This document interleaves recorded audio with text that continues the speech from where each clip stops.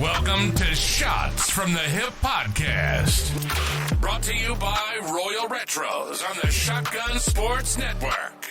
Here are your hosts, Jason Bizik and Oz Davis.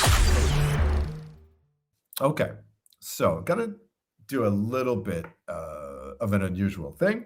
We usually try and focus on one event or one situation in sports history, but this time I'm just gonna go with, hey, we're talking about that thing that's happening in the NFL, the Super Bowl. So the topic, I have 5 alternate choices for past Super Bowl MVPs.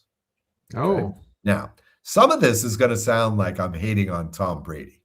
The fact is that the man has won a lot of MVPs. Okay, so some of these are going to fall on him. I'm going to take away a couple of Tom Brady's MVPs here for your consideration. Okay, first question is, what do you think? How should I do this? Okay, because I can do this in the order of least controversial to most controversial. Or I can do it the worst case to best case. Or I can do this my personal favorites.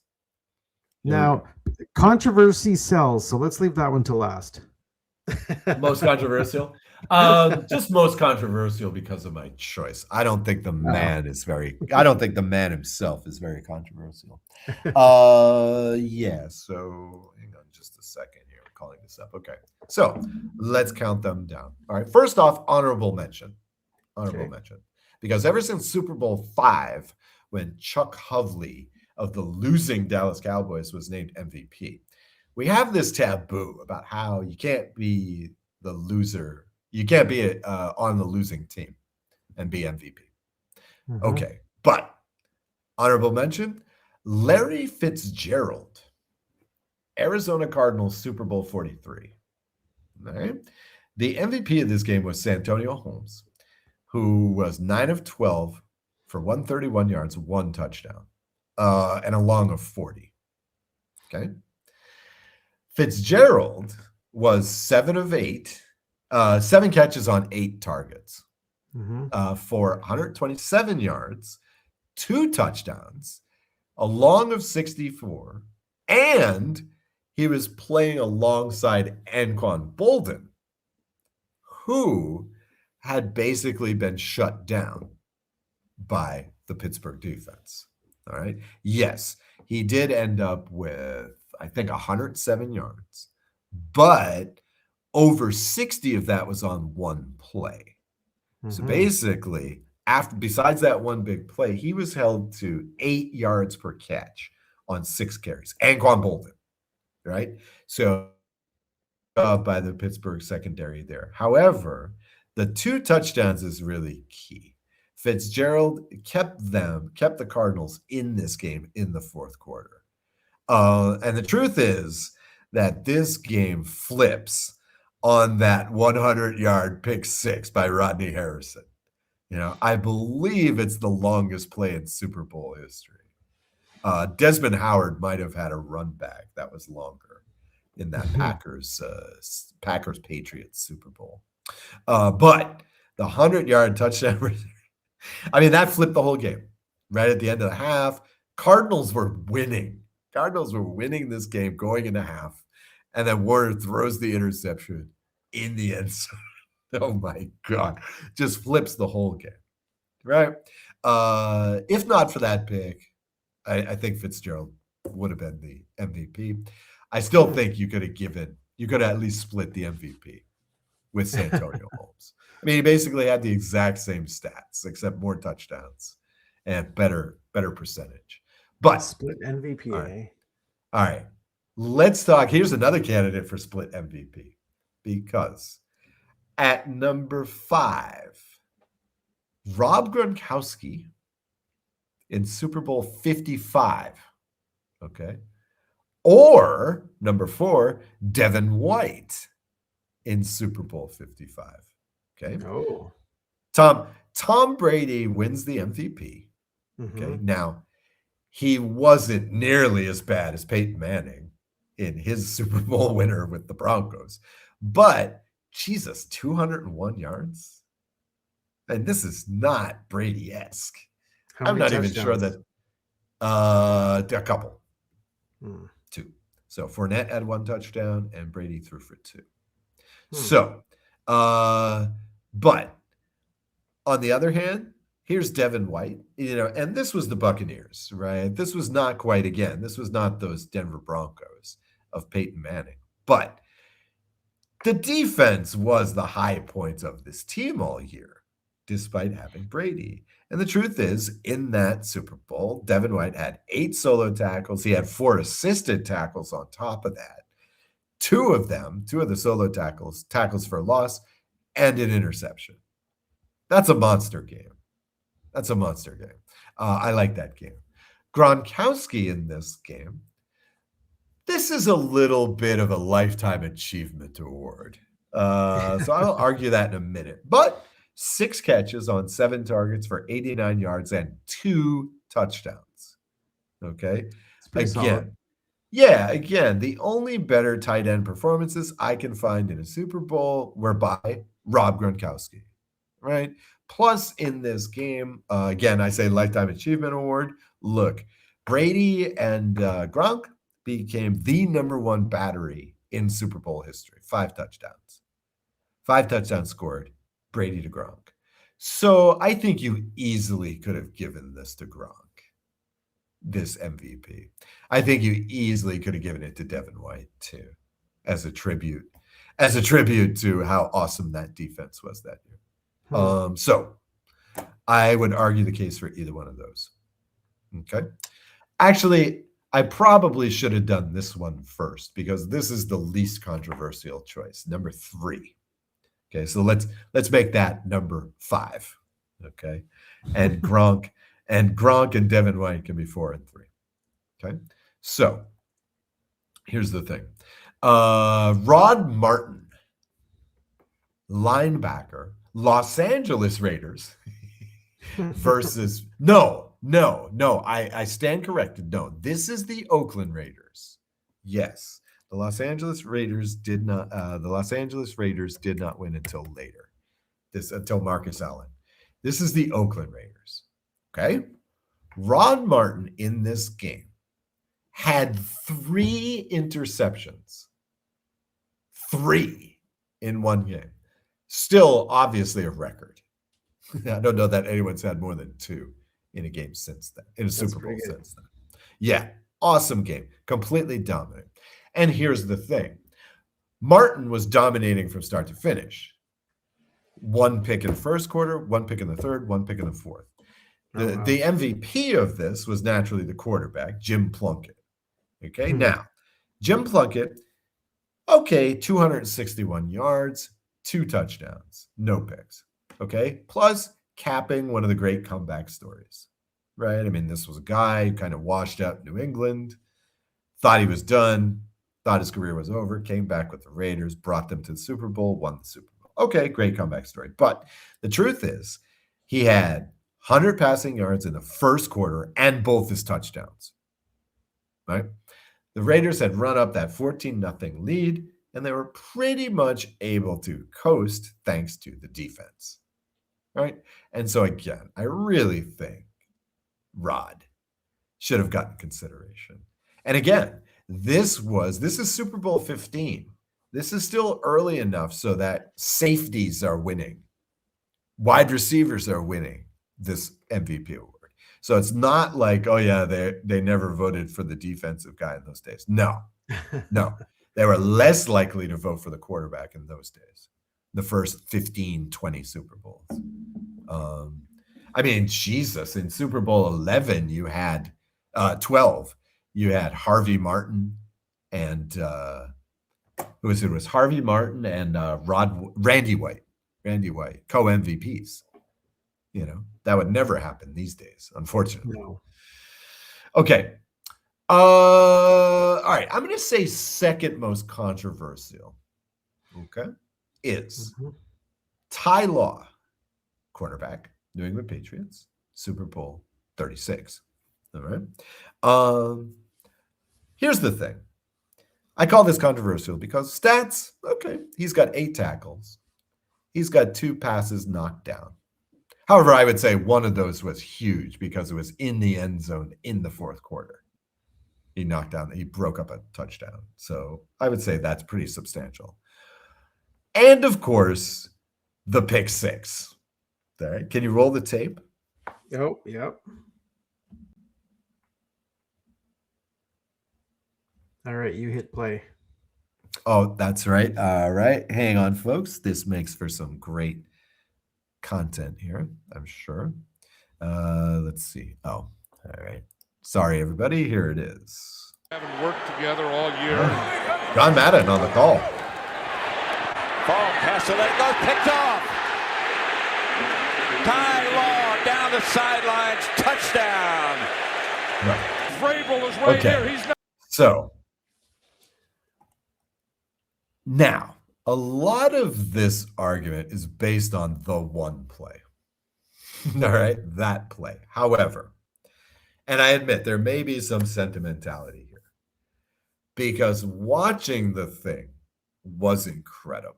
All right, first of all, that clip has been cleaned up a little bit because when he caught the thing, that place blew up, right? It was one of these things where the camera was shaking in the first 10 yards when he's running down the field. The camera is moving because the place blew up. Okay, now the Rodney Harrison 100-yard return that flipped the game. That's probably a more important play. But this play, oh my God, as far as drama, as far as symbolism or whatever you want to call it, this is the greatest play in the Super Bowl I've ever seen. I mean, that you really thought they were going to win this game. Going in 14 and a half point underdogs, greatest show on turf on the other side, 16-2 through the playoffs. My God. Okay, the Patriots were going to lose this game. But on that play, all of a sudden, it was one of these things where the possibilities were visible. Rarely has that happened in the Super Bowl. I mean, you can't really include the Malcolm Butler interception in the Patriots-Seattle game, right? Because that was it. That was the end of the possibilities, right? But again, one of the more important plays in Super Bowl history. But for my money, this play was key. And that plus the pass breakup in the fourth quarter in the end zone, I would have given it to Law based on that alone. Brady didn't even pass for a touchdown in this game. Oh. Right? One of the wild things about that first Patriot run is they had one passing touchdown in the entire playoffs. And that was in the championship game when Bledsoe had to come in. Drew Bledsoe threw the only passing touchdown for the Patriots that year in the playoffs. Right? And yet they're going to give Brady the MVP for this game. Ty Law. And if the game hadn't been played on a surface, I might have gone with Vinatieri as well. He had a couple of long field goals, and the truth is he didn't choke like Norwood did. All right? That you could have given Vinatieri the MVP in that game. I mean, honestly, but I really don't think that Brady was worthy of that MVP. So now that I've taken away Brady's first and last Super Bowl MVPs, I got one more for you. Okay, now, what is the expression? Stay with me here. Okay, just hear me out. Just hear me out. Okay. Left tackle Orlando Brown, Kansas City Chiefs, Super Bowl 57. Oh. Okay. All right. Now, going into this game, the Eagles had amassed 70 quarterback sacks in the regular season, third best of all time. Number one defense in the NFL in basically anything you can imagine that year. Number one most frequent blitzing team as well. Quarterbacks against them, dead last under pressure. Okay. Now, Patrick Mahomes, of course, was named MVP. All right. 21 of 27 for 182 yards, 3 touchdowns, no interceptions. Okay. Not bad. That bit at the end is pretty impressive. Okay. Mahomes, 27 dropbacks, like you just saw. He was blitzed on 9 of them. Okay. So 33.33% blitz rate. That's pretty high. Well, that's a little bit lower than the Eagles season average that year, but pretty high. Okay. Literally, if you watch this game, literally, Mahomes was not touched in the second half. Literally. No one got a hand on him, okay, against this Eagles defense. There was one tackle for a loss by the Eagles in this entire game, and guess what? It was on the right side. Okay? It is, I talked before about how the average IQ of the football fan has increased since we were kids. All right?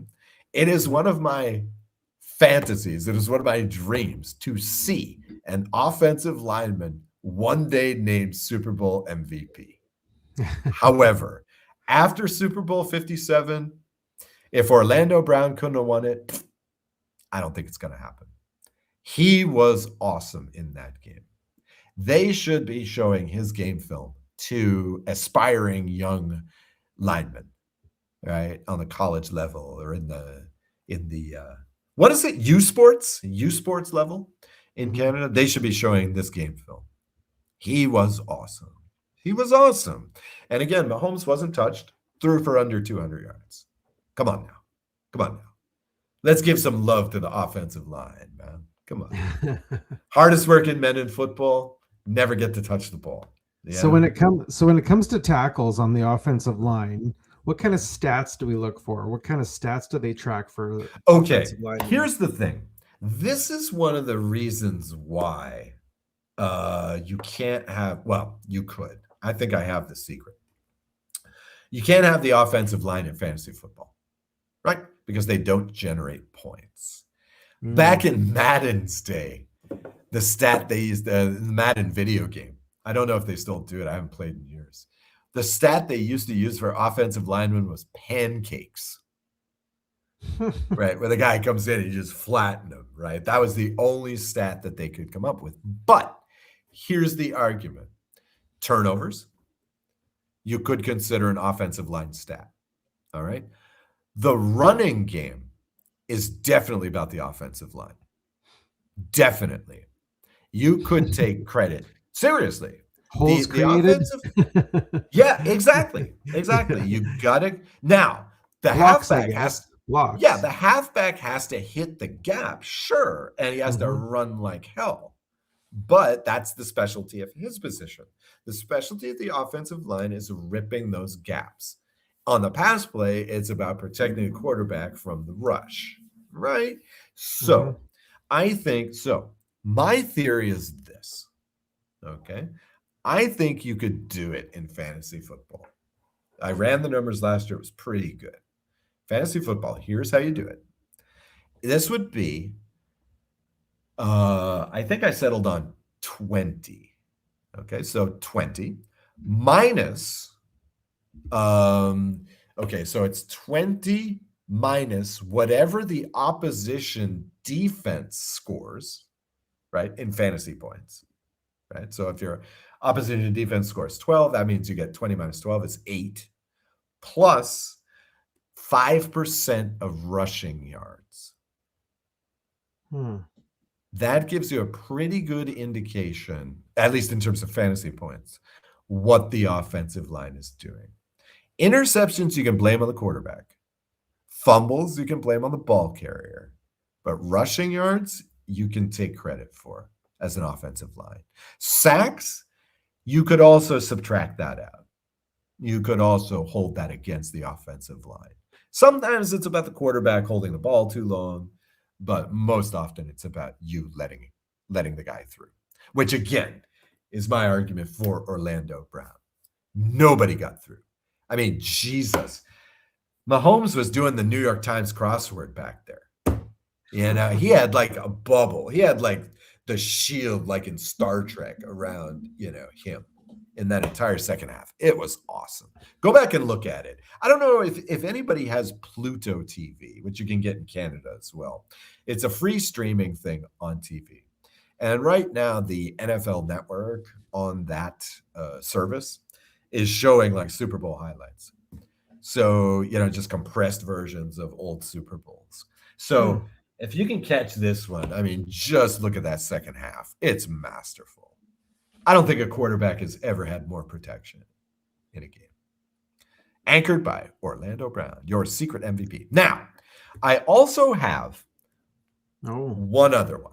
Okay. I have the greatest narrative for this year's game in terms of Super Bowl MVP. All right. Would you like to know what this is? Okay. I'm intrigued. All right. Here we go. So imagine we're going to set up this scenario. Let's say, it's a game. The defenses are stifling, Sam Darnold's is old school Darnold again. And Drake May, who hasn't been lighting it up this postseason at all, he stays pretty moderate. Both of them are giving up a couple of interceptions. So there's some turnovers here, but not much is happening.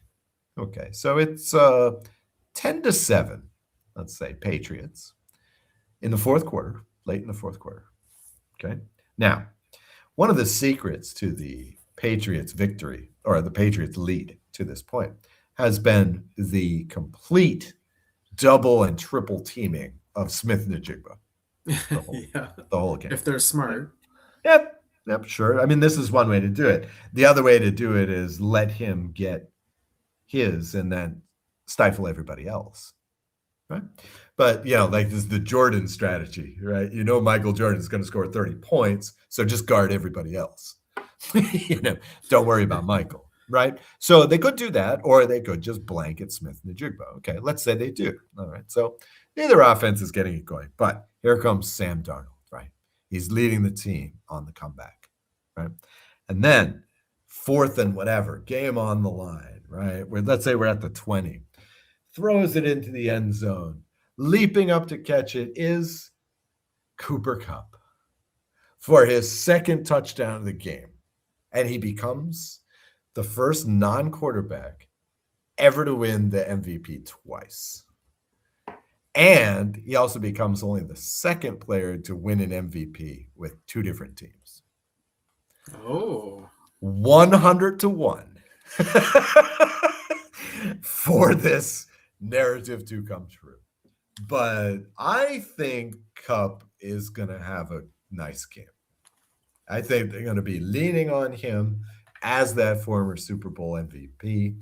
I think they've been keeping him quiet and not so targeted all season. He's done some nice work in the playoffs. In the one game, in the first game Seattle played, he was the leading receiver for Seattle. Smith Njigba was totally blanketed the whole game.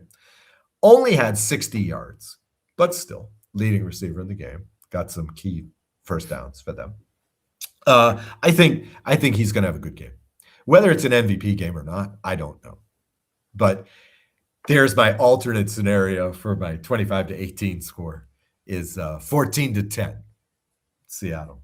Cooper Kupp has a really super game and he gets snubbed and they give it to my MVP pick, Sam Darnold. Sam Darnold, yeah.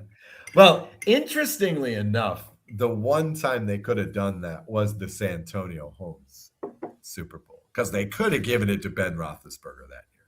Almost any other year they might have. I still don't know why they gave it to San Antonio.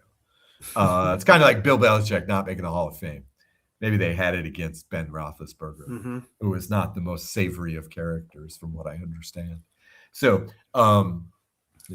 perhaps that's the story there. But I don't know. Sam Darnold, no, man. Cooper. Now, I may be biased. He is the former Ram hero, but it would be great. actually see Cooper cream of the crop again in this game. That would be fantastic. That would be fantastic. That's my alternative pick for Super Bowl MVP this year. And that wraps up this week's Shots from Sports History. And not history, future, I guess. Yeah. Shots from future history. Right, exactly. I'm in the Star Trek universe again. I'm seeing it from the future. Yes, I hope so. I'm already ready to complain in your scenario about Cooper not winning the MVP. So I'm already getting ready.